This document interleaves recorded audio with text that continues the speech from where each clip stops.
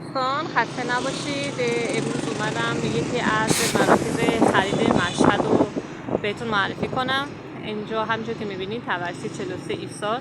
دوستانی که تشریف میارن مشهد، اینجا یکی از مراکز خرید مشهد هستش که بیشتر بورس مانتو، روسری، شلوار، اینو جهت راهنمایی براتون فیلم برداری کردم.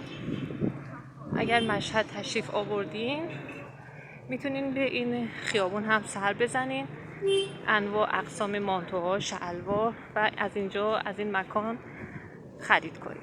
و همینجور که میبینین خیلی هم شلوغه دیگه، حال و هوای عیده، شب و روز عیده، مردم سرگرم خرید هستن و انشالله که مشهد اومدین بهتون خیلی خوش بگذره و برای همه هموطنای عزیزم سال خوبی رو آرزو میکنم.